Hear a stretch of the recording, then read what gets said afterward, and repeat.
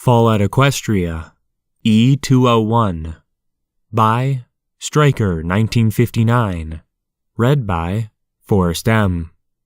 Featuring the voice of Striker1959. Entry 5, The Commander. Manhattan 2nd Division Bunker, Lieutenant Commander Dusklight. Reports. They're boring as hell, as anyone who's dealt with any sort of monotonous paperwork will tell you. But even with the world as we knew it being over, those monotonous tasks that I've managed to find some comfort in. Hell, it's been a day in and day out monotony that's helped me stay sane. Suddenly, my radio chirped, breaking the silence in my office. Commander, we've got the radar back up and running. Strike's voice eked out. I flicked the receiver and got up from my desk. I'm on my way.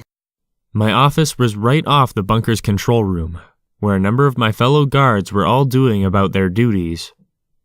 At the end of the room, I saw only Pegasus in the company. Strike, along with my right-hand stallion, Comet. They were staring at the radar readout on a large screen. So, what do we got? Like I said, the radar is working again, Strike explained. Now, would you expect to detect anything? Are you telling me we've picked something up on the radar? He is, Comet interjected. We've got a Naval Patrol airship over Manhattan. Can we make contact? I asked, turning to the guard at the radio behind me. Already have the captain on for you, the guard assured me. This is Captain Steadfast of E-201. Does anyone read me? For a moment, my voice hitched in my throat. For the first time in a month, I was hearing the voice of someone outside the bunker that we called home. Dusk, say something, Strike whispered. Patrol Picket E-201. Captain Steadfast commanding. Equestrian Royal Navy. Captain's log. 21 days after apocalypse. Our trip south wasn't the easiest flight that this old bucket has been through. But as we got closer to Manhattan, the signal we picked up a few days ago kept getting stronger. And as of yesterday, we were finally able to understand what was being said.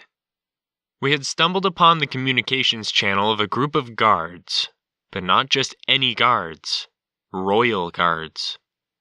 To find out that any of them were alive and had been outside of Canterlot is not only hard to comprehend, but it's an incredible stroke of luck. If royal guards had survived the bombs, then would it be a stretch to assume that one of the princesses had? The sad part is that the thought was just that, a stretch. When we finally arrived over Manhattan, we managed to make contact with the group's leader, Lieutenant Commander Dusklight.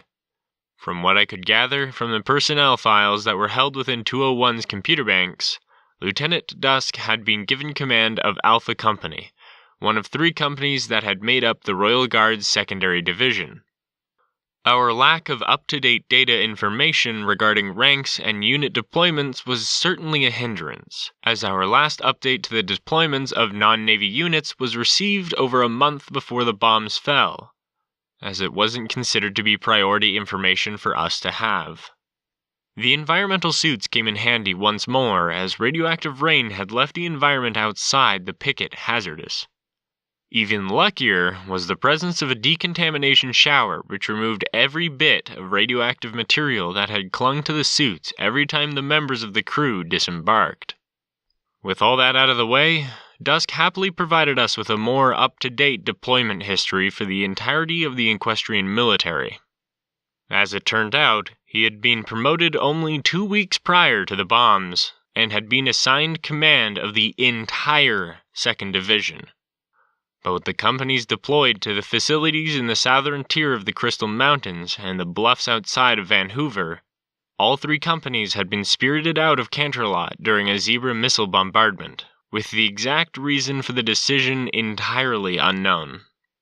But for our sake, it turns out that Dusk had far more information relating to the so-called last day, and what happened during the bombardment. Simply because the facilities his unit were using had an advanced sensor system. The first sign of trouble that they noticed was a loss of connection to the Cloudsdale's computers. It took all of 2 minutes to confirm that the floating Pegasi city had been entirely annihilated by an airburst weapon of balefire grade and sent out word to Van Hoover and the Crystal Mountains facility to lock down and stand by for orders from Canterlot. But after losing the signal from the Ministry of Arcane Science hub in Splendid Valley, a single order was broadcasted on all local channels. Attack. From what we know, after Manhattan was hit, surviving MAS staff at Tenpony Tower deployed the Celestia Prime Megaspell, a super long-range solar-powered piece of beam artillery, against targets marked by Equestrian intelligence as potential Zebra Megaspell's launch sites. While the MAS staff did that, Dusk was forced to deploy long-range destructive megaspells from our own arsenal, launched from remote-controlled silos outside of Fetlock. However, after launch, the clouds over the continent began to gather, and after the Celestia primed megaspell went offline from lack of available solar energy, it became clear that the clouds had been maneuvered by the Pegasi. We had realized that the Pegasi had abandoned us after picking up on their radio chatter in the days immediately following the bombings. With their known independent streak well understood by the entirety of the assembled group, and their clear manipulation of cloud cover to protect the surviving Pegasi, we all came to the understanding that we were on our own. After that, our discussion turned to the world outside the bunker. With the remote access to Tenpony Tower's surveillance systems, Dusk's crew managed to spot something in the northwestern corner of the city.